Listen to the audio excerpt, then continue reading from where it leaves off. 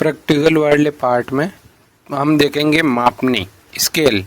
Scale के अंदर क्या है इसका अर्थ और क्या है ये प्रणालियाँ, इसके अंदर ये देखेंगे। अर्थ: मानचित्र की दूरी एवं धरातल के बीच की दूरी का अनुपात मापक कहलाता है। प्रदर्शित दूरी एवं वास्तविक दूरी का अनुपात मापक कहलाता है या स्केल कहलाता है। मानचित्र पर किन्हीं दो बिंदुओं या स्थान के बीच की दूरी तथा धरातल पर उन्हीं दो स्थानों के बीच की दूरी का अनुपात ही मापक कहलाता है। इसमें दो प्रणालियां प्रचलित हैं, मीट्रिक प्रणाली और ब्रिटिश प्रणाली। मीट्रिक प्रणाली की मूल इकाई मीटर है, जो भारत में 1957 से शुरुआत हुई थी और उससे पहले चलती थी अपने ब्रिटिश प्रणाली। और ब्रिटिश प्रणाली की मूल इकाई है इंच, सबसे छोटी इकाई इंच है। और इसमें अगर इस मीट्रिक प्रणाली में देखें तो मीटर है। मीट्रिक प्रणाली में हम शुरुआत से देखें तो अगर इनका क्रम अगर हम देखें तो अवरोही क्रम मतलब घटते हुए क्रम में सबसे बड़ी इकाई देखें तो किलोमीटर, उसके बाद है किलोमीटर के बाद है हेक्टोमीटर, उसके बाद है डेकामीटर, उसके बाद है मीटर, फिर बाद में डेसीमीटर, फिर बाद में सेंटीमीटर। तो इसको हमने याद करने के लिए एक छोटी सी ट्रिक बनाई है, milli centi decimeter, milli centi decimeter, deca hecto kilo बेहतर। ये अपनी आरोही क्रम में ट्रिक है, इसको आप उल्टा करके देख लेना, एक बार में लिख लेना इसको, क्योंकि milli centi decimeter deca hecto kilo बेहतर। अगर किलो से हम किलोमीटर से हम शुरुआत करें तो किलोमीटर 1 किलोमीटर बराबर 10 हेक्टोमीटर, फिर बाद में जैसे जैसे हम नीचे चलेंगे एक जीरो लगाते जाएंगे, जैसे 1 किलोमीटर बराबर 10 हेक्टोमीटर, 100 डेकामीटर, 1000 मीटर, 10,000 डेसीमीटर और 1,00,000 सेंटीमीटर और 10,00,000 मिलीमीटर। इस प्रकार ये मीट्रिक प्रणाली चलती है। इसमें ब्रिटिश प्रणाली में मूल इकाई इंच है। इसको याद करने के लिए हमने वही मिली फलानी गज फुट इंच, और ये हमारी अवरोही क्रम में है, ट्रिक है। मील सबसे बड़ी इकाई है, फरलांग उससे छोटी है, गज उससे छोटी है, फुट उससे छोटी है और इंच उससे भी छोटी है। 1 मील बराबर 8 फरलांग होते हैं, 1 फरलांग बराबर 220 गज होते हैं और 1 गज बराबर 3 फुट होते हैं और गज को ही हम यार्ड कहते हैं। 1 फुट बराबर 12 इंच होते हैं। अब इनको वापस में कन्वर्ट कर सकते हैं। ऊपर वाली आपको विशेष याद रखनी, 1 मील बराबर 8 फरलांग, 1760 गज, 5280 फुट और 63,360 इंच। इनको आपको वैसे याद ही कर लेनी है। 1 मील बराबर 8 फरलांग, 1760 गज, 5280 फुट और 63,360 इंच। फिर बाद में नीचे देख लेते, 1 फरलांग बराबर 220 गज, 660 फुट और 7,920 इंच।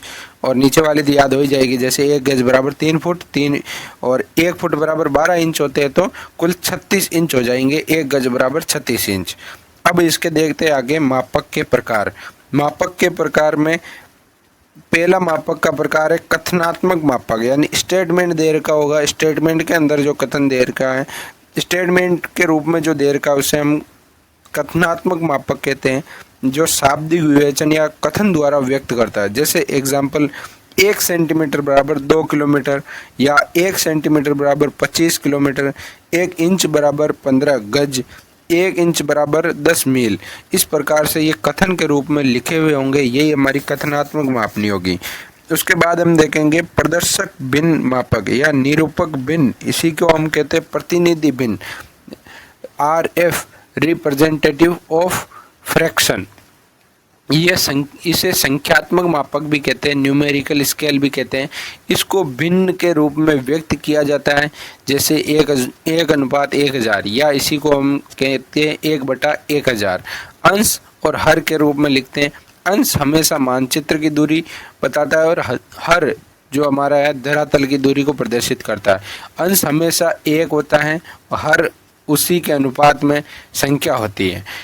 दोनों अंश व हर में इकाई समान रहती है। इकाई लिखी नहीं जाती है, या तो किलोमीटर में हो गए या सेंटीमीटर में हो गए या मीटर में होंगे, लेकिन विशेष तौर पे इसकी मूल इकाई ली जाती है। जैसे मूल इकाई से भी छोटी, जैसे सबसे छोटी इकाई ले लेते हैं मीट्रिक प्रणाली में, तो 1 सेंटीमीटर बराबर 1000 सेंटीमीटर ये ले लेते हैं। और उसी प्रकार इसमें 1 इंच बराबर 1 मील हो जाता है, या 1 इंच बराबर धरातल पर 1000 इंच। इस प्रकार हम ले सकते हैं। कथनात्मक मापक को आरएफ में बदलना। अब जैसे कथन वाला स्टेटमेंट दे रखा है और उसी को हम आरएफ में बदलें, तो इसके 2-3 फॉर्मूले, जैसे ये देख लो, 1 सेंटीमीटर बराबर अगर 20 मीटर दे रखा है, तो 1 सेंटीमीटर बराबर 20 इंटू 100 सेंटीमीटर, ये हो जाएंगे 1 सेंटीमीटर बराबर धरातल के 2000 सेंटीमीटर। उसी प्रकार इंच वाली मीटर, इसमें ब्रिटिश प्रणाली में देखें तो 1 इंच बराबर 6 फुट दे रखा है। तो आपको पता है 1 फुट में 12 इंच होते हैं, तो कुल मिलाकर 1 इंच बराबर 6 को गुणा करेंगे 12 से, तो 72 इंच आ जाएगा। तो 1:72 ये हमारा कथनात्मक मापक से आरएफ में हो जाएगा। अब अगर आरएफ दे रखा है और उसको कथनात्मक में बदलना, जैसे 1:72 दे रखा है, तो इसको गज कथनात्मक में बदलें। तो गज कथनात्मक में बदलने के लिए आपको पता है 1 इंच बराबर कितने होते हैं, 1 इंच बराबर, जैसे ये दे रखा है 1:72।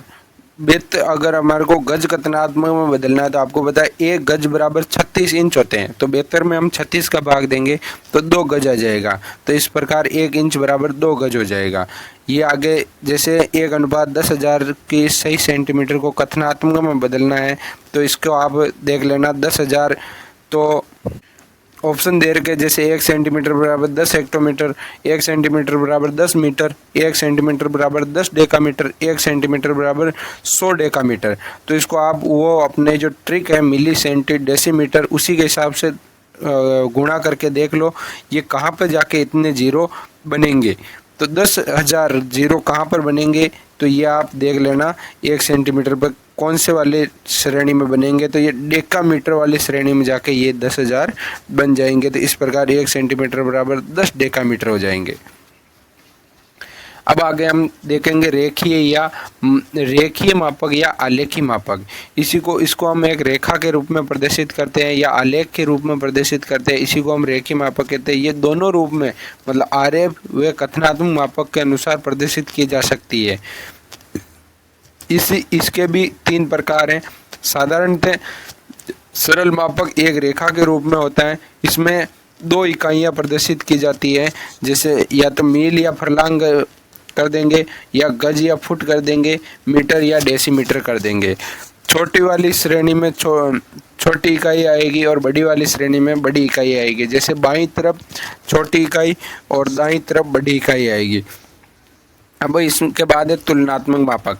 तुलनात्मक मापक में क्या आते हैं, दिए गए आरएफ के अनुसार एक साथ 2 प्रणालियों की तुलना की जाती है, जिसमें अलग अलग प्रणाली पर साधारण मापक बने होते हैं जिनका 0 लंबवत होता है, एक सीध में होता है। जैसे ऊपर वाली डेसीमीटर और मीटर में है, तो नीचे वाली गज और फुट में है, फुट गज में है, लेकिन इनका 0 लंबवत है। यही तुलनात्मक मापक होता है। समय व दूरी को प्रदर्शित करने के लिए भी ये मापनी बहुत उपयोगी है। इसमें भी हम जैसे ऊपर वाले में जैसे किलोमीटर दूरी दे रखी है, नीचे वाले में मिनट और घंटा में समय दे रखा है। उसके बाद आती है कर्णवत या विकर्ण मापनी। कर्णवत या विकर्ण मापनी। कर्णवत मापक में एक साथ 3 इकाइयों को प्रदर्शित किया जा सकता है, जिसमें तीसरी इकाई उप विभाजन पर डाले गए कर्ण पर पढ़ी जाती है। उप विभाजन पर डाले गए कर्ण पर पढ़ी जाती है। ये भू संपत्ति मानचित्र में उपयोग में लिया जाता है।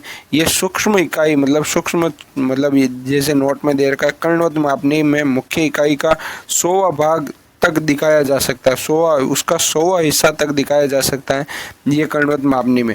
इसमें तीन तरह की प्रणालियों तीन तरह की इकाई को काम में ले लेंगे, जैसे किलोमीटर, हेक्टोमीटर, डेकामीटर, मील, फरलांग, गज, फुट, इंच। इस तरह 3 इकाई को हम एक साथ काम में ले सकते हैं। ये रेखीय मापक के विशेष ये 3 प्रकार है। इसके अलावा 3 प्रकार और है, जैसे वर्नियर मापनी, इसमें दो मापनी होती हैं, जिसमें नीचे वाली प्राथमिक मापनी होती है जो स्थिर होती है, ऊपर वाली द्वितीय मापनी जो गतिशील होती है। इसकी सहायता से हम तीसरी इकाई पढ़ी जा सकती है। तीसरी इकाई विकर्ण या कणवत मापनी में भी पढ़ी जाती है, लेकिन इसमें अंतर क्या है, ये सूक्ष्म मापन और मशीनों में इनका मापन किया जाता है। मशीनों में सूक्ष्म मापन हेतु उपयोगी है वर्नियर, और वो हमारे मैप में उपयोगी है कणवत विकर्ण।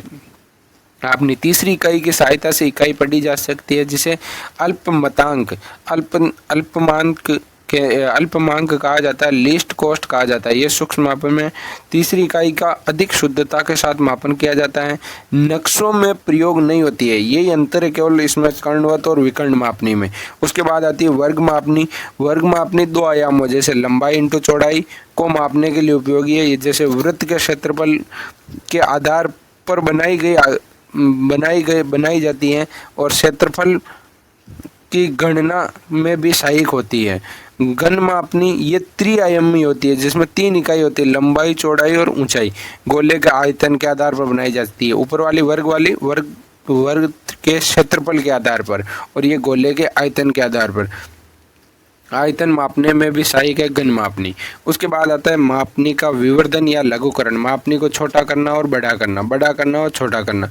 इसमें दो विधियां काम में ली जाती है, एक तो आलेखी विधियां और एक यांत्रिक विधियां। आलेखी विधियां समान त्रिभुज विधि और समान वर्ग विधि, और यांत्रिक विधियों में कैमरा ल्यूसिडा और पेंटाग्राफ ये समांतर चतुर्भुज के सिद्धांत पर कार्य करती है। जिस तरीके से समांतर लाइनें उसी तरीके से छोटी लाइनें बना देता है, ये पेंटाग्राफ होता है। एक होता है इडियोग्राफ। इन दोनों को विशेष ध्यान रखना, ये यांत्रिक विधियों में काम होता है, पेंटाग्राफ और इडियोग्राफ। एक फोटोस्टेट मशीन में भी जैसे A4 साइज का पेपर है, उसको हम और भी छोटे साइज में कर सकते हैं। ये फोटोग्राफी मशीन है। कैमरा ल्यूसिडा में भी कैमरा इसी काम में आता है। तो इस प्रकार ये मापनी विवर्धन और लघुकरण में काम में आती। इसमें पेंटाग्राफ और इडियोग्राफ को ध्यान रखना है, ये यांत्रिक विधियों के माध्यम से मानचित्र विवर्धन और लघुकरण पर कार्य करता है। लेकिन इन्हीं पेंटाग्राफ और इडियोग्राफ से मिला जुला है प्लिनीमीटर और ओपिसोमीटर। प्लिनीमीटर तो मानचित्र का क्षेत्रफल ज्ञात करने का यंत्र है, और ओपिसोमीटर मानचित्र पर दूरी मापन का यंत्र है। ये दोनों ही लघुकरण और विवर्धन, मानचित्र के लघुकरण और विवर्धन में शामिल नहीं होते। कौन कौन से? प्लिनीमीटर और ओपिसोमीटर। उसके बाद आता है मापनी का विवर्धन। मापनी के विवर्धन में ये फॉर्मूला वगैरह दे रखा है, इसको समझना होगा। लघुकरण में भी इसको देख लेंगे। उसके बाद आता है निष्कर्ष रूप में अगर हम देखें तो एक बहुत लंबी रेखा जो छोटे मानचित्र पर दर्शाई जाती है, तो उसको उस मापनी को क्या कहते हैं? तो वो छोटी मापनी होती है। जैसे दिल्ली से न्यूयॉर्क तक की बहुत लंबी लाइन बनती है, और उसको हम एक मानचित्र में ही दर्शा देंगे, तो वो कहलाएगी हमारी छोटी मापनी। और एक बहुत छोटी रेखा, जैसे अब इस दिल्ली न्यूयॉर्क के मुकाबले तो अजमेर जयपुर बहुत छोटी है, तो जो एक बड़े मानचित्र में जैसे दीवारी मानचित्र बनाए जाते हैं, उसमें एक अजमेर जयपुर जैसे राजस्थान वाला मैप होता है, और एक वर्ल्ड वाला मैप होता है जिसमें दिल्ली न्यूयॉर्क के बीच की दूरी होती है। तो दिल्ली न्यूयॉर्क वाली छोटी मापनी हो जाएगी, और राजस्थान वाले मैप में जो अजमेर जयपुर की दूरी दे रखी है वो वृहत मापनी हो जाएगी। मापनी के आधार पर मानचित्र मापनी के आधार पर दो तरह के होते हैं, जैसे वृहत मापनी आधारित मानचित्र और लघु मापनी आधारित मानचित्र। और इस प्रकार से कुल 4 प्रकार के मानचित्र होंगे। वृहत मापनी में भूसंपत्ति मानचित्र, जिसमें आपको पहले मैंने बता दिया, 2 छोटी दूरियों को लंबे मानचित्र में दिखाया जाता है। स्थलाकृतिक मानचित्र भी यही होता है। और इनका जैसे भूसंपत्ति मानचित्र का आरेख क्या हो सकता है? तो 1:4000 से लेकर 2000 तक हो सकता है। स्थलाकृतिक में 1:25,000 से 1:2.5 लाख तक हो सकता है। उसके बाद होती है लघु मापनी जैसे दीवारी या भित्ति मानचित्र और एटलस। मापनी के अगर हम अवरोही क्रम में देखें तो सबसे बड़ी मापनी होती है भूसंपत्ति मानचित्र की, फिर बाद में होती है स्थलाकृतिक की, उसके बाद दीवारी या भित्ति, उसके बाद होता है एटलस। एक क्वेश्चन आया हुआ है पुराना, भारत में स्थलाकृतिक मानचित्र कौन सी मापनी पर तैयार किए जाते हैं? तो ये निम्न मापनियाँ इसके ऊपर हमारे भारत के मानचित्र तैयार किए जाते हैं, जैसे 1:10 लाख, 1:2.5 लाख, 1:50,000, 1:25,000। 1:2.5 लाख को हम 1 डिग्री शीट के में प्रदर्शक बिंदु भी कहते हैं। और नवीनतम श्रृंखला के मानचित्र 1:25,000 श्रृंखला में बनाए जाते हैं। ये इस प्रकार हमारे मापने वाला टॉपिक होता है। अब अगला टॉपिक हम देखेंगे मानचित्र। मानचित्र लैटिन भाषा के मेपा से आया है। उसका अर्थ होता है मेज, पोश या रुमाल। मानचित्र निर्माण के क्रम, मानचित्र निर्माण में क्या क्रम होता है, तो सबसे पहले मापक के बाद मानचित्र प्रक्षेप के बाद व्यापकीकरण, और व्यापकीकरण के बाद हम कल्पना करेंगे, उसको कहते हैं अभिकल्पना, और उसके बाद मानचित्र निर्माण व उत्पादन करना। ये मानचित्र निर्माण का क्रम है। मानचित्र का इतिहास अगर हम देखा जाए तो विश्व में सर्वप्रथम मानचित्र मेसोपोटामिया में मिट्टी की टिकिया पर मिला। मानचित्र कला का स्वर्ण काल यूनानी भूगोलवेत्ताओं का काल कहलाता है। पहला मापक आधारित मानचित्र अनेक्सिमेंडर द्वारा बनाया गया। उसके बाद मानचित्र कला के पिता क्लॉडियस टोल्मी को माना जाता है, और आधुनिक मानचित्र कला के पिता हेनरिच बेरन को मानते हैं, क्योंकि क्लॉडियस टोल्मी ने प्रक्षेप आधार पर मानचित्र बनाया था। लेकिन इसके अलावा अगर मानचित्र कला, आधुनिक मानचित्र कला का अगर हम पिता माने तो हेनरिच बेरन को मानते हैं। भारत में मानचित्र निर्माण की शुरुआत वैदिक काल से ही मानी जाती है, और टोडरमल द्वारा भू सर्वेक्षण प्रक्रिया में मानचित्रों का उपयोग किया गया।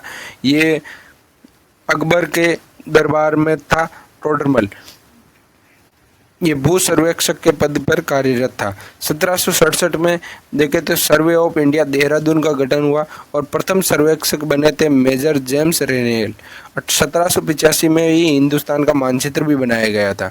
उसके बाद इसके वर्गीकरण जैसे मापनी के आधार पर हमने पहले ही देख लिया था, बड़ी मापनी और छोटी मापनी। और अब देखेंगे उच्चावच के आधार पर उच्चतादर्शी और प्लिनीमीट्रिक। उद्देश्य के आधार पर देखा जाए तो भौतिक मानचित्र, जिसमें उच्चावच, भूगर्भिक, जलवायु, मृदा आदि का अध्ययन किया जाता है और आदि को समावेशित करते हैं, ये भौतिक मानचित्र होते हैं। सांस्कृतिक मानचित्र जो राजनीतिक भूगोल को दर्शाते हैं, जनसंख्या भूगोल या आर्थिक भूगोल या परिवहन, इन सभी चीज़ों को दर्शाने वाले सांस्कृतिक मानचित्र होते हैं। इसके बाद रचना शैली के आधार पर गुणात्मक और मात्रात्मक। आगे देखते हैं मापनी के आधार पर, जैसे बड़ी मापनी, छोटी मापनी। बड़ी मापनी में भू संपत्ति मानचित्र, जिसको में कैडेस्ट्रल कहते हैं। उसके बाद स्थलाकृतिक मानचित्र, जिनको टोपोग्राफिक मानचित्र कहा जाता है। वित्तीय मानचित्र छोटी मापनी के, एटलस मानचित्र ये छोटी मापनी के। भू संपत्ति मानचित्र फ्रांसीसी शब्द से कैडेस्टर से लिया गया, जिसका अर्थ है संपत्ति रजिस्टर। सामान्यतः ये 1:2000 से लेकर 1:4000 मापनी पर बनाए जाते हैं। गांव के पटवारी द्वारा इनका प्रयोग किया जाता है। नगर प्लान और ग्राम मानचित्र, खेल सीमाएं आदि, मार्ग, जलाशय में भी भू संपत्ति मानचित्रों का प्रयोग किया जाता है। स्थलाकृतिक मानचित्र टोपोग्राफिकल मैप प्राकृतिक व सांस्कृतिक लक्षणों को रूढ़ चिन्हों द्वारा, विशेष चिन्ह जैसे खंबा का चिन्ह बना रखा हो, जैसे टी के रूप में, पेड़ का चिन्ह, छोटे छोटे पेड़ पत्ती बना देते हैं, गेहूं की बाली बना देते हैं, ये हमारे प्राकृतिक व स्थलाकृतिक लक्षणों और रूढ़ चिन्हों द्वारा होते हैं। इनमें उच्चावच, वनस्पति, कृषि, परिवहन, अपवाह तंत्र, बस्तियां, जलाशय आदि को दर्शाया जाता है। भारत में स्थलाकृतिक मानचित्र भारतीय सर्वेक्षण विभाग देहरादून द्वारा बनाए जाते हैं। ये 39 नंबर सीट से लेकर 92 नंबर सीट तक में बनाए जाते हैं स्थलाकृतिक मानचित्र। ये क्वेश्चन भी आता है, भारत में स्थलाकृतिक मानचित्र किस सीट से लेकर, अगर इससे बाहर का कोई भी ऑप्शन हो, जैसे 39 से पहले 38, 37 ये हो तो काट देना है, 92 के बाद का हो तो उसको काट लेना है। उसके बाद आता है भित्ति मानचित्र, मापनी एटलस पर बड़ी व स्थलाकृतिक छोटी भित्ति मानचित्र में मापनी एटलस से बड़ी होती है और स्थलाकृतिक मानचित्र से छोटी होती है। ये भित्ति मानचित्र पर बना। एटलस मानचित्र में भौगोलिक लक्षणों या का चक्षुष ज्ञान होता है। जैसे भित्ति मानचित्र में एक वर्ल्ड का मैप दे रखा है, वर्ल्ड का मैप दे रखा है तो ठीक ठाक थोड़ा बड़ा होगा तो उसमें लंबी दूरियों को भी छोटी दूरी में दर्शाया हो जाता है। जैसे अमेरिका भी दर्शा रखा है, भारत भी दर्शा रखा है, तो वो कुल मिला के उनकी जो मापनी होगी वो मापनी इससे स्थलाकृतिक मानचित्र से छोटी हो जाएगी, क्योंकि स्थलाकृतिक मानचित्र में तो बहुत छोटी दूरी को भी बड़ा दर्शाया जाता है, इसमें बहुत बड़ी दूरी को भी छोटा दर्शाया जाता है, इसलिए इसकी मापनी स्थलाकृतिक मानचित्र से छोटी हो जाएगी। लेकिन वही एटलस को हम देखें तो एक पेज के अंदर वर्ल्ड का मैप बना होता है, तो एटलस से इसकी मापनी बड़ी होती है। एटलस मानचित्र भौगोलिक लक्षणों का चक्षुष ज्ञान प्राप्त हेतु मतलब आंखों देखा लक्षण ज्ञान प्राप्त करने के लिए भौगोलिक लक्षणों को एटलस में दिखाया जाता है। मापनी के अनुसार फिर से देख लो, भू संपत्ति, शिलाकृतिक, उसके बाद वित्तीय या दीवारी मानचित्र, उसके बाद एटलस। उसके बाद देखते हैं हम उच्चावच या शिलाकृतिक लक्षणों के आधार पर। उच्चावच जिसको हम हिप्सोमेट्रिक कर्व, हिप्सोमेट्रिक मैप कहते हैं, इसमें शिलाकृतिक लक्षणों तथा उच्चावच के निरूपण पर विशेष बल दिया जाता है। जैसे एश्योर प्रणाली, इसमें ऊंचाई को दर्शाया जाता है समोच्च रेखाओं द्वारा, तल चिन्हों, स्थानिक ऊंचाइयों द्वारा उच्चावच प्रदर्शित किए जाते हैं। उसके बाद आता है प्लिनीमेट्रिक। प्लिनीमेट्रिक में सांस्कृतिक व आर्थिक तत्वों के निरूपण की प्रधानता अधिक होती है। उच्चावच उच्चतादर्शी में तो क्या है, समोच्च रेखाओं, तल चिन्हों, एश्योर प्रणाली का प्रयोग किया जाता है। इसमें सांस्कृतिक व आर्थिक तत्वों को निरूपण को प्रधानता रखते हैं। अधिकांश थीमेटिक मानचित्र प्लेनिमेट्रिक होते हैं। थीमेटिक मानचित्र जो होते हैं वो अधिकांश प्लेनिमेट्रिक दृष्टि से ही बनाए जाते हैं, जिसमें सांस्कृतिक व आर्थिक लक्षणों को दर्शाया जाता है। उसके बाद आता है उद्देश्य, कार्य या विषय वस्तु के आधार पर।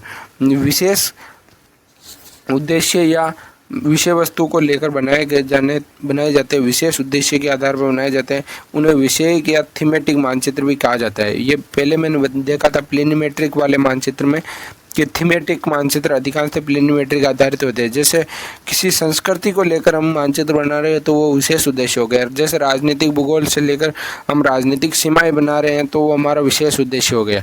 तो विशेष उद्देश्य या विषय वस्तु को लेकर बनाए जाते हैं, उन्हें विषयक या थीम आधारित, विशेष थीमेटिक किसको कहेंगे हम, विशेष थीम पर आधारित मानचित्र होंगे, उसको हम थीमेटिक मानचित्र कहेंगे। जैसे भौतिक मानचित्रों में जैसे उच्चावच को लेकर बनाया गया मानचित्र हो, जैसे मृदा को दर्शाया गया हो, वनस्पति को दर्शाया गया हो, ये भौतिक मानचित्र हो। जैसे सांस्कृतिक मानचित्र में मानव निर्मित लक्षणों को दर्शाया, जैसे राजनीतिक है, कृषि है, जैसे सिंचाई सुविधाओं को, नहरों को दर्शाना हो, जैसे जनसंख्या को दर्शाना हो, परिवहन, ऐतिहासिक, सैनिक उपयोग के विभिन्न स्थानों को दर्शाना हो, भू उपयोग, औद्योगिक प्रदेश और खनिज, ये सांस्कृतिक मानचित्र में आएंगे। उसके बाद हम अगर रचना शैली के आधार पर देखें तो ये वितरण मानचित्र होते हैं। जैसे गुणात्मक मानचित्र में इसमें रूप व गुण को विशेष महत्व दिया जाता है। जैसे मात्रा, अनुपात और घनत्व, इनको इग्नोर किया जाता है। मात्रात्मक में तत्व वस्तु के मूल्य, मात्रा या घनत्व को विशेष महत्व दिया जाता है। जैसे गुणात्मक रचना शैली के आधार पर इनको हम विशेष, यहाँ पर हमारे को कन्फ्यूजन किया जा सकता है। तो गुणात्मक मानचित्र के भी अनेक प्रकार हैं, जैसे रंगक या रंगारेख, या इसी को हम कहते हैं कोरोक्रोमेटिक। कोरो रंग, रे से रंग, मतलब कोरो कलर, इसको आपको ध्यान रखना। रंगारेख मानचित्र, कोरोक्रोमेटिक मानचित्र, इसमें विभिन्न रंगों द्वारा प्रशासनिक व राजनीतिक इकाइयों को दर्शाया जाता है। जैसे राजस्थान का मैप बना है तो अजमेर वाले मैप में अलग कलर भर देंगे, भीलवाड़ा वाले में अलग भर देंगे, और चित्तौड़ वाले में अलग भर देंगे। तो ये रंगारेख मानचित्र होते हैं। चित्रीय मानचित्र, इसमें चित्र बनाकर विशेष गुणों को दर्शाया जाता है, तो चित्रीय मानचित्र है। सामान्य छाया विधि मानचित्र, इसमें हम शेडो डाल के, जैसे एक को गहरा, फिर बाद में उससे कम, ऐसे हम अगर भरे तो वो हो जाता है छाया मानचित्र। जैसे इसमें केवल एक ही कलर का हम ले लेंगे, जैसे ब्लैक ले लिया, इसमें अलग अलग एक ही रंग तो हम वर्ण मात्रा में लेंगे, लेकिन यहाँ पर हम रंग तो ले लेंगे, लेकिन वो छाया विधि द्वारा हम शेडो डाल के उसको दर्शाते हैं। तो ये गुणात्मक मानचित्र की विशेषता है। उसके बाद आता है वर्ण प्रतीकी मानचित्र, जिसको हम कोरोस्केमेटिक कहते हैं। स्केमेटिक संकेतक, इसके के से के संकेतक, स्केमेटिक संकेतक, ये विभिन्न संकेतों द्वारा इसमें सांस्कृतिक वास्तविक भौतिक लक्षणों को दर्शाया जाता है। जैसे ज्यामितीय प्रतीक, त्रिभुज, वृत्त, वर्ग, आयत। जैसे हम मक्का पेटी को दर्शाना है तो छोटे छोटे त्रिभुज बना दिए, तो ये उसको हम सारणी में लिख देंगे त्रिभुज मक्का। और वृत्त बना दिया तो वृत्त को हम गेहूं से दर्शा सकते हैं। उसके बाद आता है मूल अक्षर प्रतीक, जैसे व्हीट को दर्शाना है तो W लिख दिया, राइस को दर्शाना है तो R लिख दिया, और चाय को दर्शाना है तो T लिख दिया। उसके बाद आता है चित्रीय विधि, मूल चित्र ही बना देंगे, उसमें संकेत या अक्षर नहीं लिखेंगे। जैसे गेहूं है तो उसकी गेहूं की बाली बना देंगे, चाय है तो चाय की पत्ती बना देंगे। इस प्रकार से ये गुणात्मक मानचित्र है। उसके बाद नामांकन विधि द्वारा, जैसे चाय वाला क्षेत्र है तो वह चाय लिख देंगे, गेहूँ वाला क्षेत्र है तो वहाँ गेहूँ शब्द लिख देंगे। इसका मतलब पूरा नाम लिखकर भी प्रदर्शित किया जाता है। उसके बाद आता है अपना मात्रात्मक मानचित्र। ये वर्णमात्री मानचित्र हैं जिसको हम कहते हैं कोरोप्लेथ। कोरो मतलब को अधूरा रख दिया, जैसे कहते हैं ना घी नहीं लगाते तो हम कहते हैं कोरी रोटी है, तो कोरोप्लेट मतलब एक ही रंग परंतु उसको हल्का गहरा करते हैं। जैसे ज़्यादा घी डाल देते हैं तो वो रोटी अच्छी लगती है, और हम कम घी लगा दे तो हम कहते हैं कि कोरी रख दी, आधी अधूरी रख दी। तो उसको मतलब रंग एक ही है, वो घी एक ही है और उसको ही हम हल्का गहरा करते हैं, तो कोरोप्लेथ मानचित्र होते हैं। प्रति इकाई क्षेत्र में मात्रा का प्रदर्शन करने के लिए, जैसे जनसंख्या घनत्व दर्शाना हो तो जहाँ पर ज़्यादा जनसंख्या है वहाँ पर ज़्यादा रंग कर देंगे, जहाँ पर कम जनसंख्या है वहाँ गहरा हल्का रंग कर देंगे। जैसे फसल उत्पादन में भी प्रति हेक्टेयर उत्पादन को दर्शाना हो या सापेक्षिक जनसंख्या को दर्शाना हो तो ये वर्णमात्री या कोरोप्लेथ में काम में लिया जाते हैं। उसके बाद होता है सम्मान रेखा मानचित्र, या इसी को हम कहते हैं आइसोप्लेथ। आइसो का अर्थ ये होता है सम्मान। आइसोप्लेथ में हम रेखाओं के माध्यम से दर्शा सकते हैं, जैसे समान ताप वाली रेखाओं को समताप रेखा द्वारा, आइसोथर्म कहेंगे उसको। समवर्षा रेखा को हम आइसोहाइट, समलवण आइसोहेलाइन, समभूकंप सम आइसोसिस्मल, सूर्य तप जैसे सम सूर्य तप को आइसोहेल और सम मेघ को आइसोनेफ। इस तरीके से ये दर्शाया जाता है, इसको हम आइसोप्लेथ मानचित्र कहते हैं। उसके बाद बिंदु विधि द्वारा, बिंदु विधि में जनसंख्या का निरपेक्ष व वास्तविक वितरण दर्शाने के लिए, जैसे क्षेत्रीय विधि को हम स्टील जेन ओवर विधि कहते हैं, जिसे वर्गमूल के द्वारा दर्शाया जाता है। और आयतनी, जिसको स्टैंडिगिर विधि कहते हैं, ये बिंदु व गोला द्वारा इसमें दर्शाया जाता है। और प्रवाह मानचित्र नदी या परिवहन मार्ग का दर्शाया जाता है। इस प्रकार ये मात्रात्मक मानचित्र में वर्णमात्री, सम्मान रेखा, बिंदु विधि और प्रवाह मानचित्र बनाए जाते हैं। उसके बाद कुछ महत्वपूर्ण प्रश्न है, यहाँ देख लेते हैं। जैसे यंत्र, दूरी मापने के लिए हमने पहले ही बताया था ओपिसोमीटर, क्षेत्रफल मापने के लिए प्लिनीमीटर, और मानचित्र विवर्धन और लघुकरण के लिए पेंटोग्राफ और इडियोग्राफ। उसके बाद दिल्ली में मानचित्र सर्वेक्षण सम्मेलन कब हुआ था? 1937 में। ये हम विचारक वाले पार्ट में देख चुके हैं। भारत में स्थलाकृतिक मानचित्र बनाए जाते हैं तो ये 1:10 लाख, 1:2.5 लाख, 1:50,000, 1:25,000 के आरे पर बनाए जाते हैं। 1:1,25,000 और 1:1 लाख वाले ये मानचित्र अब नहीं बनाए जाते हैं। भारतीय सर्वेक्षण विभाग द्वारा इन मापनियों का प्रयोग किया जाता है। कौन सी? 1:10 लाख, 1:2.5 लाख, 1:50,000, 1:25,000। 25,000 वाली नई श्रृंखला की मापनी है। उसके बाद देखते हैं भारत में स्थलाकृतिक मानचित्र मापनी और उनका अक्षांशीय व देशांतरी मान क्या क्या है। इसमें ये नाम पूछा जाता है। जैसे 1:10 लाख होता है तो 10 लाख को हम 1 मिलियन कहते हैं इसको। तो इसमें 4 डिग्री अक्षांश से लेकर 4 डिग्री देशांतर तक दर्शाया जा सकता है। इसको हम मिलियन शीट मानचित्र कहते हैं। 1/4 मानचित्र तो इसको हम कहते हैं 2.5 लाख, जो 10 लाख का 1/4 होता है। इसको 1 डिग्री शीट भी नाम दिया जाता है क्योंकि हम 1 डिग्री देशांतर से लेकर 1 डिग्री अक्षांश ये वाला क्षेत्रफल दर्शा सकते हैं। जैसे 37 डिग्री उत्तरी अक्षांश से 38 डिग्री उत्तरी अक्षांश, और इसी का आधार पर 76 डिग्री पूर्वी देशांतर से 77 डिग्री पूर्वी देशांतर। ये 1 डिग्री वाला वर्ग लेंगे तो उसको हम डिग्री शीट मानचित्र कहेंगे। उसके बाद उससे भी कम तो आधा डिग्री या 30 इंच बराबर 30 इंच इंटू 30 इंच वाला लेंगे तो इसको हम आधा डिग्री शीट कहेंगे। और उसके बाद चौथाई इंची, इसका भी चौथाई डिग्री में 1 इंच लेंगे। 1 इंच मानचित्र भी कहते हैं, जिसे 1:50,000 पर बनाया जाता है। और यह 15 इंच बराबर 15 इंच इंटू 15 इंच पर लिया जाता है। उसके बाद नई श्रृंखला के मानचित्र में इसको विशेष ध्यान रखना, इसमें अक्षांशीय विस्तार तो लिया जाता है 5 इंच और अक्षांशीय विस्तार तो लिया जाता है 5 इंच और देशांतरी विस्तार इसमें लिया जाता है 7.5 इंच। ये इधर उधर करके पूछते हैं, जैसे 5 को इधर कर देंगे और 7 को इधर कर देंगे, लेकिन आपको ध्यान रखना अक्षांश तो लेंगे इसमें 5 और देशांतर लेंगे हम इसमें 7.5। मानचित्र धरातल के आलेखी निरूपण है, ये कौन कहते हैं? तो फ्रेंच और ट्रिवार्ता। उसके बाद हम देखते हैं भारत का प्रमाणिक मानचित्र DN विले द्वारा 1752 में तटीय व मार्गीय सर्वेक्षण के आधार पर तैयार किया गया था।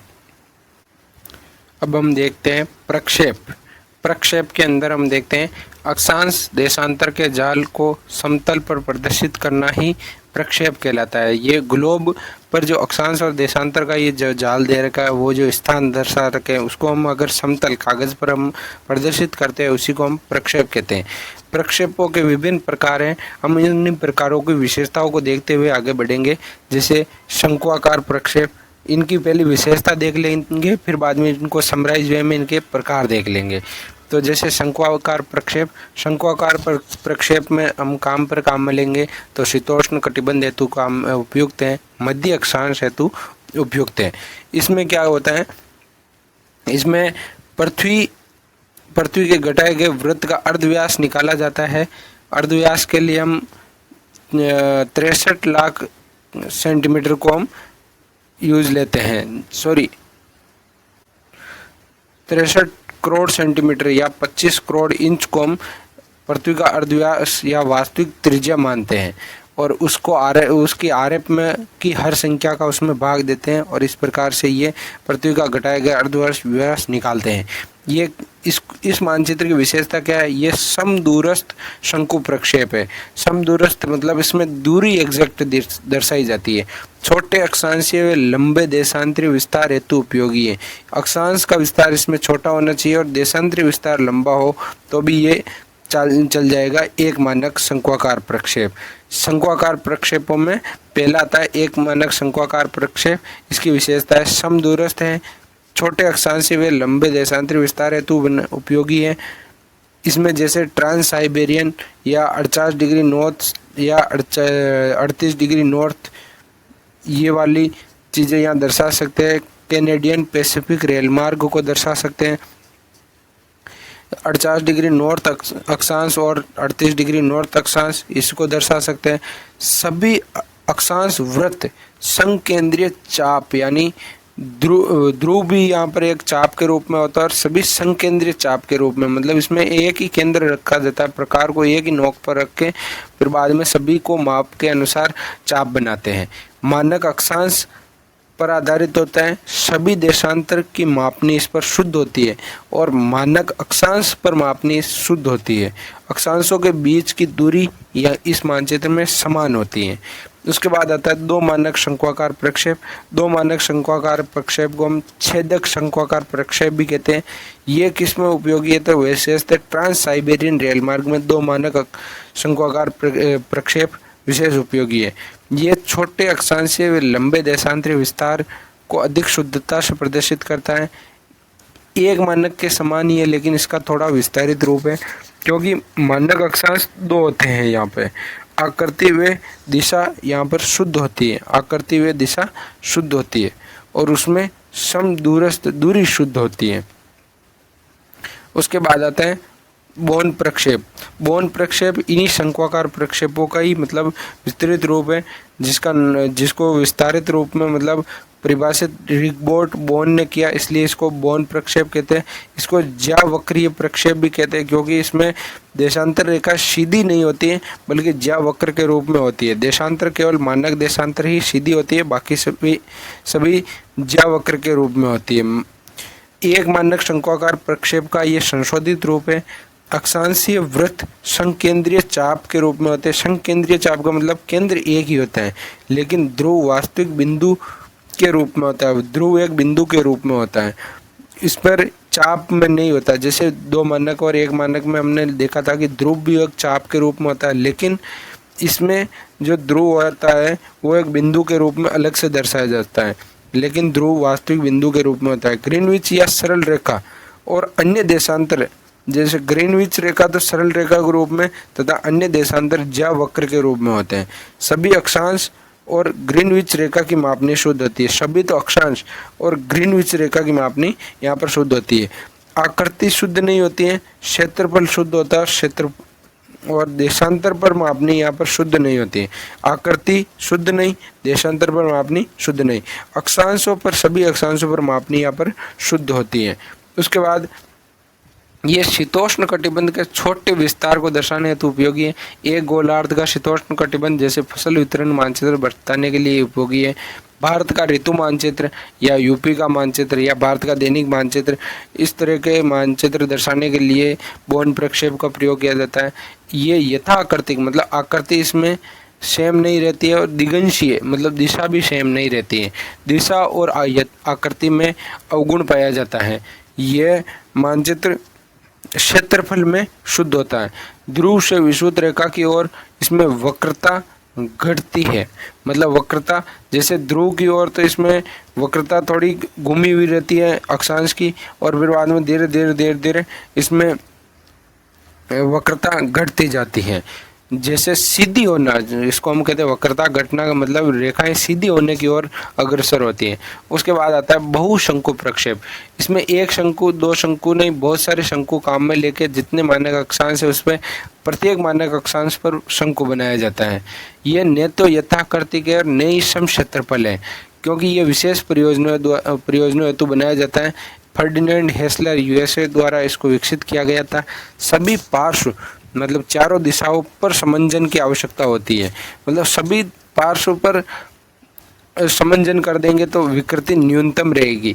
लेकिन ये यथाकृतिक और सम क्षेत्र नहीं हो सकता, क्योंकि इसमें सभी पार्टों को, दूरी को भी समायोजित करता है, क्षेत्रफल को भी समायोजित किया जाता है और आकृति को भी समायोजित किया जाता है, मतलब सभी पार्श्वों को समायोजित किया जाता है।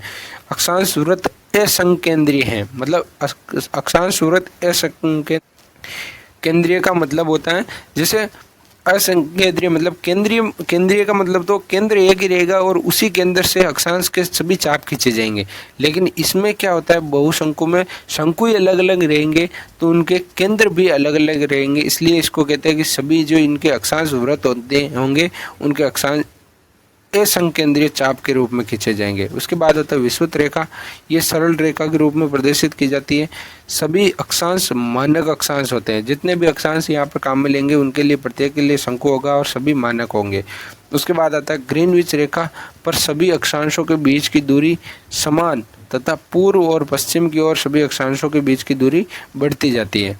भारत व समीपस्थ देशों के स्थलाकृतिक मानचित्र में परिष्कृत बहुशंकुआकार प्रक्षेप के द्वारा दर्शाया जाता है। यूएसए में के स्थलाकृतिक मानचित्र भी बहुशंकु प्रक्षेप में ही दर्शाया जाता है। इसके बाद आता है अंतर्राष्ट्रीय प्रक्षेप। ये बहुशंकु प्रक्षेप का संशोधित रूप है। इसमें मिलियन सीट 2200 स्थलाकृतिक मानचित्र बनाए गए। मिलियन सीट प्रक्षेप पर 2222 स्थलाकृतिक मानचित्र बनाए जा चुके हैं। इसका आर 1:10 लाख रहता है। अल्बर्ट पेंक द्वारा इसका सर्वप्रथम प्रयोग किया गया था। भूपत्रक यानी टोपोशीट बनाने हेतु ये उपयुक्त है। सभी पार्श्वों और किनारों का समायोजन किया जाता है। सभी पार्श्वों का समंजन उसमें भी किया जाता है बहुशंकु में, लेकिन इसमें किनारों का भी समंजन करते हैं। सभी अक्षांश पर मापनी शुद्ध, अक्षांश पर तो मापनी शुद्ध होगी क्योंकि सभी अक्षांशों को हम यहाँ पर मानक अक्षांश लेंगे, लेकिन देशांतरों पर यहाँ पर मापनी शुद्ध नहीं होगी। ये हो गए अपने शंक्वाकार प्रक्षेप। उसके बाद अगला आता है हमारा बेलनाकार प्रक्षेप। इसमें हम एक एक की विशेषता देख रहे हैं और इन्हीं विशेषताओं से ही क्वेश्चन आता है। बेलनाकार प्रक्षेप ये उष्ण कटिबंध यानी निम्न अक्षांशों हेतु उपयोगी है। इसमें पहला है यथार्थ या संदर्श या केंद्रक बेलनाकार प्रक्षेप। केंद्रक को हम कहते हैं नोमोनिक, मतलब इसमें प्रकाश केंद्र से डाला जाता है, इसीलिए इसको केंद्रक कहते हैं या नोमोनिक कहते हैं।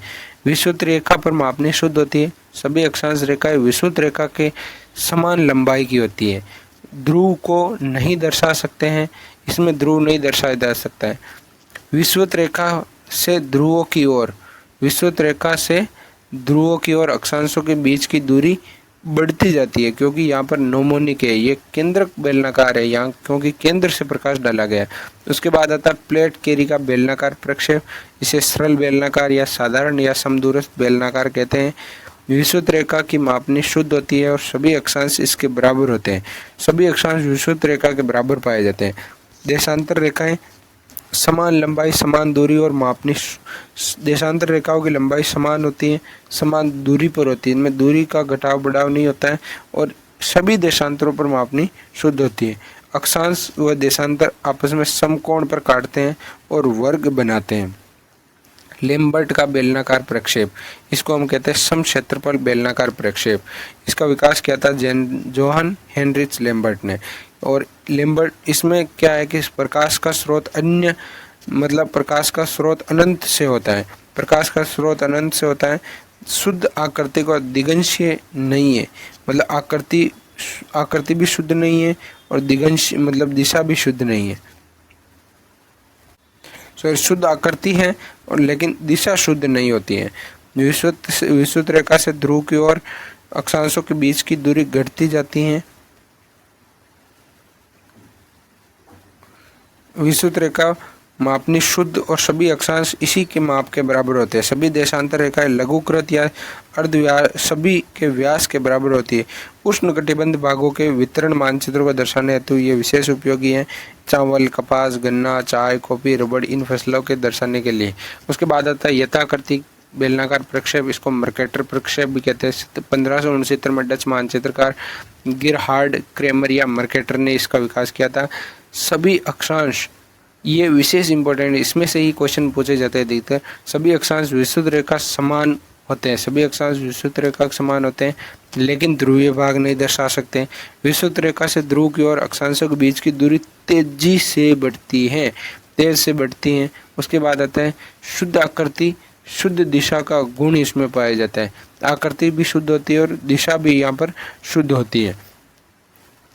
और समक्षेत्रफल में हमने देखा था शुद्ध आकृति और दिगंशीय नहीं होता है, मतलब आकृति भी शुद्ध नहीं होती, दिशा भी शुद्ध नहीं होती, क्योंकि वो समक्षेत्रफल है। क्षेत्रफल सही दर्शा रहा है तो आकृति और दिशा शुद्ध नहीं रहेगी।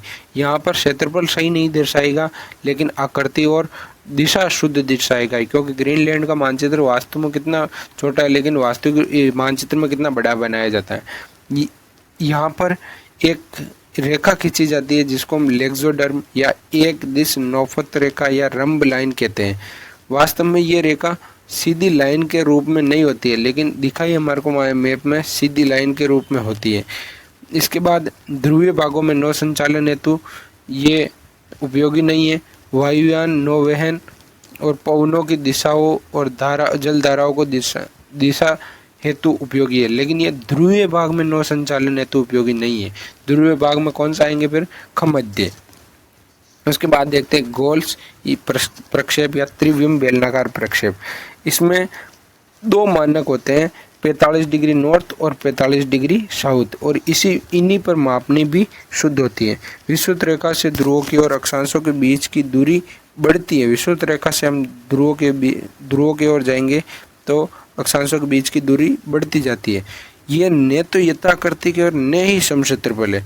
ये आकृति भी समान नहीं दर्शा सकता है और क्षेत्रफल भी समान नहीं दर्शा सकता है, क्योंकि यहाँ पर 45 डिग्री अक्षांश पर लेंगे तो सभी को समायोजित करके बनाया जाता है।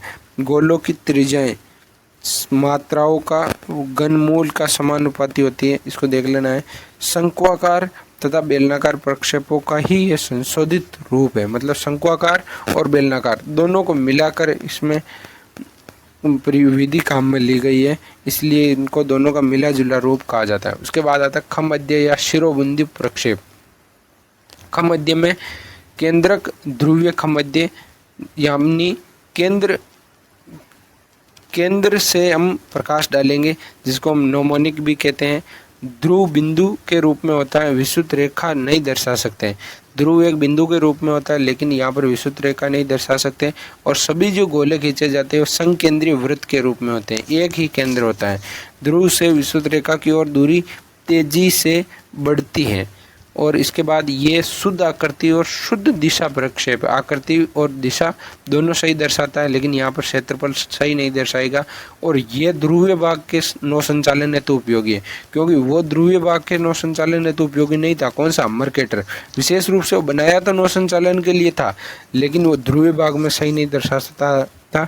और ये केंद्रक ध्रुवीय का मध्य, ये ध्रुवीय भाग में नौ संचालन हेतु विशेष उपयोगी। उसके बाद आता है हमारा त्रिविम, जिसको हम स्टीरियोग्राफिक ध्रुवीय प्रक्षेप, ध्रुवीय खमध्य प्रक्षेप कहते हैं। ध्रुव बिंदु की तरह होता है, सभी अक्षांश संकेंद्रीय वृत्त के रूप में होते हैं। यहाँ इसमें ध्रुव से विषुवत रेखा की ओर जाएंगे तो अक्षांशों के बीच की दूरी बढ़ती है, उसमें तेजी से बढ़ रही थी और इसमें भी बढ़ेगी, लेकिन धीरे धीरे बढ़ेगी, क्योंकि ये इसमें प्रकाश का स्रोत गोले के दूसरे हिस्से से होता है। उसके बाद सभी देशांतर रेखाएं ध्रुवों से बाहर की ओर विसर्जित होती है, मतलब देशांतर रेखाएं बाहर जाती हुई दिखाई देती है।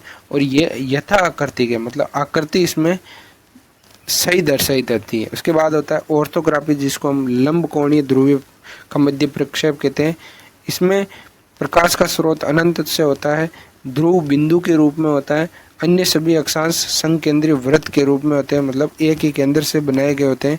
ध्रुव से विषुवत रेखा के ओर जाते समय यहाँ पर दूरी घटती है, उनमें बढ़ रही थी, केंद्रक वाले में बहुत तेजी से बढ़ रही थी, त्रिविम में थोड़ी धीरे बढ़ रही थी, लेकिन यहाँ पर ध्रुवों की ओर जाते समय दूरी घटेगी। इसमें खगोलीय मानचित्र बनाए जाते हैं।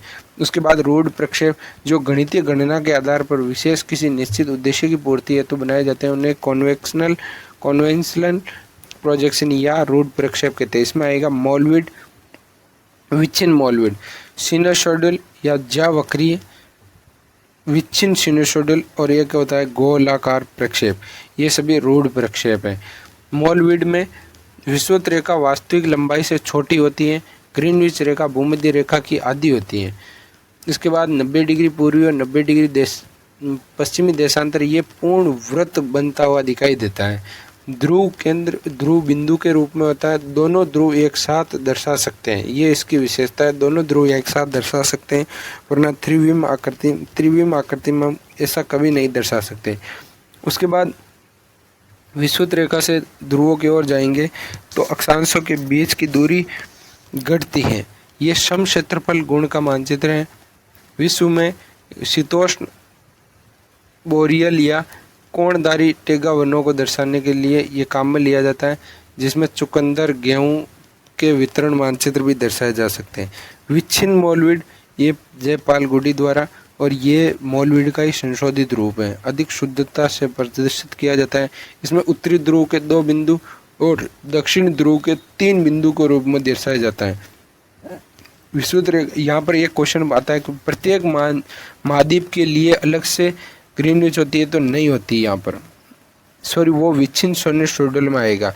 लेकिन कुल मिला के नीचे 3 बिंदु दक्षिण की ओर 3 बिंदु दर्शाए जाते हैं और ऊपर की ओर 2 बिंदु ध्रुव के रूप में दर्शाए जाते हैं। प्रत्येक महाद्वीप के मध्य सरल देशांतर रेखा होती है। यहाँ पर तो प्रत्येक महाद्वीप के मध्य में सरल देशांतर रेखा होगी, लेकिन वो सिनुसोइडल यानी विच्छिन्न सिनुसोइडल में ऐसा नहीं होता है। उसके बाद प्रत्येक महाद्वीप में नहीं होगी, क्योंकि वहाँ पर 2 महाद्वीप और बच जाते हैं। उसके बाद सिनुसोइडल ज्यावक्रीय, इसको निकोलस सैमसन द्वारा विकसित किया गया था। सभी अक्षांशों तथा ग्रीनविच पर मापनी शुद्ध होती है। सभी अक्षांशों तथा ग्रीनविच पर मापनी शुद्ध होती है। ध्रुव बिंदु के रूप में होता है। सभी अक्षांश रेखाएं विषुवत रेखा के समानांतर और दूरी समान होती है। अन्य देशांतर ज्यावक्रीय रूप में होता है। उसके बाद विच्छिन्न सिनुसोइडल, विषुवत रेखा अविच्छिन्न होती है। उत्तरी ध्रुव 2 बिंदु के रूप में और दक्षिणी ध्रुव 3 बिंदु के रूप में होते हैं। महाद्वीप के मध्य देशांतर सरल रेखा होती है, लेकिन प्रत्येक महाद्वीप के मध्य नहीं होती है। महाद्वीपों के मध्य होती है, लेकिन प्रत्येक महाद्वीप के मध्य नहीं होगी। उसके बाद होगा गोलाकार प्रक्षेप। ये ग्रीनविच व भूमध्य रेखा की लंबाई समान होती है। ग्रीनविच से दूर जाने पर अक्षांशों के बीच वृत्तों के बीच की दूरी बढ़ती जाती है। उसके बाद हम देखते हैं प्रक्षेप से संबंधित कुछ इंपॉर्टेंट तथ्य, जैसे प्रक्षेप प्रकाश प्रयोग के आधार पर इनको 2 भागों में, जैसे संदर्श और नॉन संदर्श, पर्सपेक्टिव और नॉन पर्सपेक्टिव। गुण के आधार पर जैसे यथाकृतिक, जिसमें आकृति यानी शुद्ध रहती है, वो कौन कौन से, तो वो है मर्केटर है, त्रिविम और ध्रुवीय खमध्य है। मर्केटर भी नौ संचालन है, तो ध्रुवीय खमध्य भी नौ संचालन है। उसके बाद समक्षेत्रफल में बेलनाकार समक्षेत्र, मौलविड, सिनुसोइडल और ध्रुवीय खमध्य समक्षेत्र और बॉन्ड प्रक्षेप, और जिसमें दिशा शुद्ध रहती है वो है मर्केटर और ध्रुवीय खमध्य। दिशा शुद्ध दिशा ये क्योंकि ये नौ संचालन हेतु उपयोगी है, जिसको अजीमुथल कहते हैं। उसके बाद समदूरस्थ या शुद्ध मापनी, जिसमें दूरियां समान रहती हैं। रचना विधि के आधार पर ये 4 प्रकार के होते हैं, जैसे शंकु से प्रक्षेपित करते हैं, बेलन बनाकर प्रक्षेपित करते हैं, खम मध्य उसमें उस स्थान के मध्य में कागज सटाकर दर्शाते हैं, और रूढ़ जो गणितीय विधि द्वारा दर्शाए जाते हैं। उसके बाद एक क्वेश्चन है, जैसे विच्छिन्न मोलवेड प्रक्षेप में खींची जाने वाली देशांतर सरल रेखाएं वे मादीप होते हैं। जैसे 20 डिग्री पूर्वी देशांतर अफ्रीका हेतु, 60 डिग्री पूर्वी देशांतर दक्षिण अमेरिका हेतु, 90 डिग्री ये 60 डिग्री ये और 90 डिग्री ये पश्चिमी होना चाहिए, फिर भी देख लेंगे। उसके बाद 135 डिग्री पूर्वी देशांतर ये ऑस्ट्रेलिया के मानचित्र हेतु उपयोगी है। मानचित्र प्रक्षेपों की संकल्पना सर्वप्रथम हिपार्कस ने प्रदर्शित की थी। उसके बाद प्रमुख मानचित्र प्रक्षेपण, जैसे मर्केटर ये नेविगेशन के लिए उपयुक्त है। मर्केटर किस काम में आता है? नेविगेशन, नौ संचालन हेतु। रॉबिन्सन ये विश्व मानचित्र के लिए उपयुक्त है, विश्व मानचित्र के लिए। उसके बाद गोल पीटर्स ये क्षेत्रफल को सही दर्शाने के लिए। लेम्बर्ट ये मध्यम अक्षांश के लिए उपयुक्त है, और नोमोनिक ये छोटे मार्ग को दर्शाने के लिए उपयुक्त है।